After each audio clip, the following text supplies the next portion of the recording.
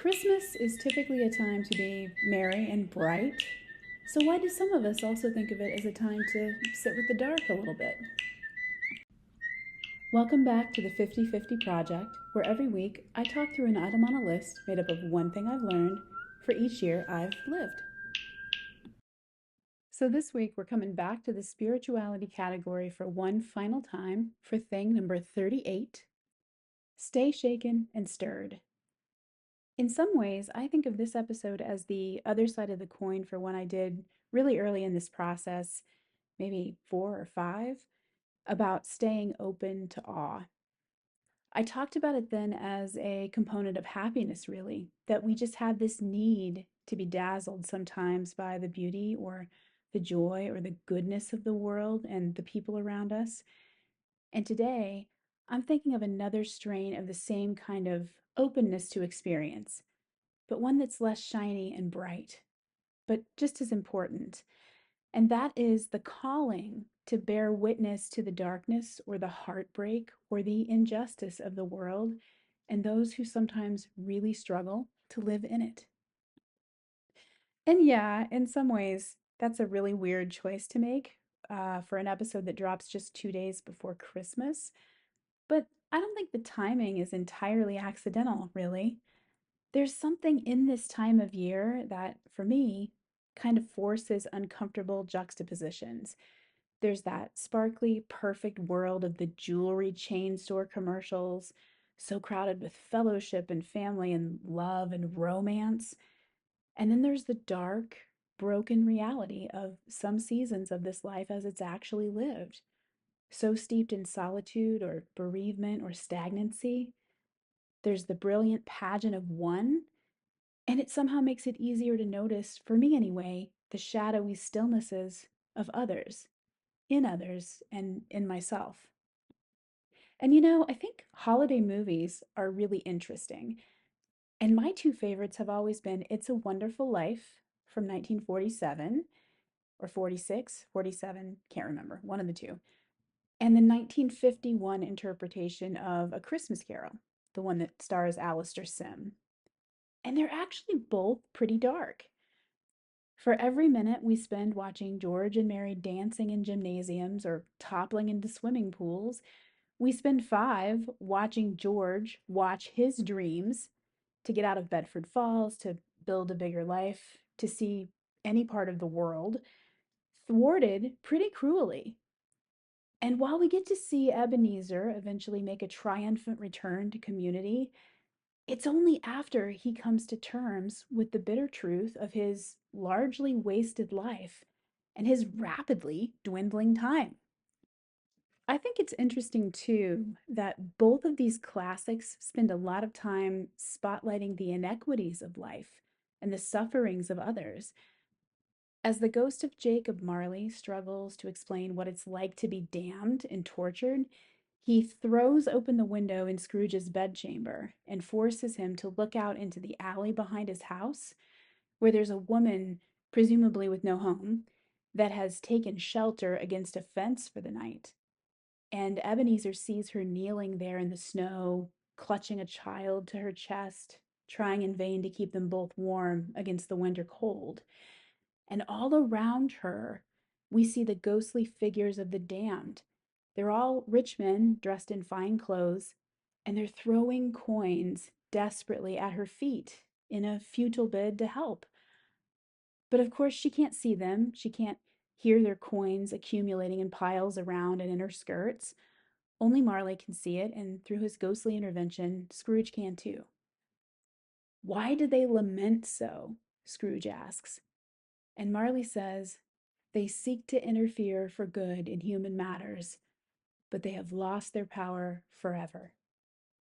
The inequity they see and their incapacity to do anything to balance those scales, it's their own version of hell.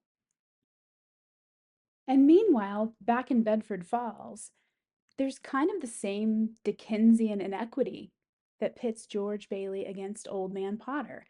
There's that scene in which George's fate is really sealed, where it's decided that instead of ever traveling abroad or ever going to college, He'll stay at home and he'll run the business that he's just inherited after his father's death. It becomes clear to him that unless he sacrifices himself in this way, Potter is going to assume control of the Bailey building and loan and then completely take over the town and everyone in it. And George can't give in that easily to what he sees as really a dark tide of unfairness and inequity.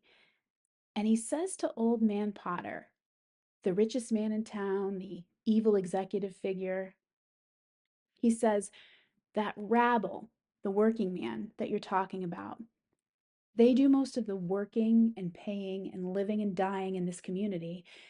Is it too much to have them work and pay and live and die in a couple of decent rooms and a bath? And then he goes on to say, anyway, my father didn't think so. People were human beings to him. But to you, a warped, frustrated old man, they're cattle.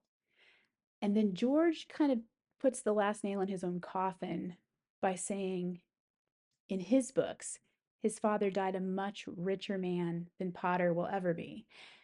And of course, because Potter's kind of a brittle, egomaniacal despot, that really pisses him off. And it's the start of real war between the two of them, the start of this conflict that drives this whole movie. I think what I mean to say here is just that, there are two sides to this season. One is the opportunity to just step out of the grind of the rest of the year and enjoy ourselves for a little while, to celebrate, to indulge, kind of to make manifest our love for each other in gifts and sentiments that we write in greeting cards and words we say at toasts, at parties. It's one moment of the year to really look at the wonder of all we have. But in addition to that, and maybe actually because of that, for me, it's always also an invitation to reflect on the fragility of all of that good stuff and to get into what I think is a kind of weird spiritual work, really, of sitting with injustice that we don't understand and we can't explain. You can't do the calculus on why some people are surrounded by loved ones on Christmas Day and others are going to be left all alone this year. There's no real way to reconcile $5,000 worth of gifts, all wrapped up in shiny paper under some of our trees this year, with the fact that there are actual, real human beings who are going to fall asleep on that very same Christmas Eve, sitting up on metal benches, turning their collars up to the wind and closing their eyes on the outdoor lighting display that the city put up in the park. These are real pendulums that swing through our world from one extreme to the other. These are real juxtapositions to reconcile. And I think some of the work might be in understanding that there's no easy reconciliation for any of it. And of course, this isn't the charge just for this time of year. I think most of us who aspire to, spiritual beliefs or exploration of any kind, we run up against this pretty often. In any season, there are going to be terrible people making miraculous recoveries, while wonderful people just get sicker and sicker. We're going to see assholes getting promotions while saints get pink slips. There will be airstrikes, killing children in their beds while I sleep peacefully in mine. This question of why do bad things keep happening to good people, or why do shitheads seem to prosper so often? Or if there's an intelligent force at work in the universe, why is there such suffering by innocence? And I think maybe the only studied, considered, honest answer is something like, I have no fucking idea. Because that's a churning that most of us will never really be able to shut down. And maybe that's the point of it all, to sit with it, to see it, to resist the urge to somehow make it make sense, to resist the urge to start rewiring the world in dishonest and dangerous ways by making it make sense. By thinking, well, maybe if you're suffering, in some way you deserve it, at least more than, me. Or if you're prospering, you must not be all bad. Those kinds of self soothing suppositions by which we sometimes try to protect ourselves from the unpredictability and inscrutability of the universe, It just seems like a slippery set of slopes to start dancing on, in my opinion, anyway. And now, at my, advanced and rapidly advancing age, I try to embrace instead the idea that this world will continue to shake me and to stir me up. And by sitting with that uncertainty, by standing in that instability, I'm doing something, something worth doing, some kind of spiritual work I'm supposed to do. Which is not to say that this realization makes the ugliness and the inequity of the world okay, because it doesn't. It's frequently upsetting and at times heartbreaking. It's often frustrating and occasionally just infuriating. And by it, of course, I mean, simply being alive and awake in a world that is kind of a ball of bullshit sometimes. Simply by staying alive and awake enough to be shaken and stirred by it all, it feels like kind of an undertaking, an endeavor. I guess George Bailey stayed shaken by the ugliness around him, and then Clarence the Angel showed up, and the town of Bedford Falls helped him to keep Old Man Potter at bay. And I guess Ebenezer Scrooge finally allowed his heart to be stirred by the visitations of the three spirits. And then he woke up on Christmas morning a new man and a model citizen. But unfortunately, those kinds of tidy transformations are a lot less likely in our real lives. But I do think that part of the job of being human and part of the work that I've had to do, with my own spiritual life at least, is about making myself face these things that I know I can't fix or even fully understand. Though I wouldn't hate it if Santa actually did roll up this year to put a roof over every head and a friend in every life. We can dream, right? We can hold out hope for a beautiful plot twist before the credits roll, I guess. Okay, I think that's enough dark rumination for right now, just 2 scant days before Christmas. I hope you stay safe and merry this year as well as shaken and stirred.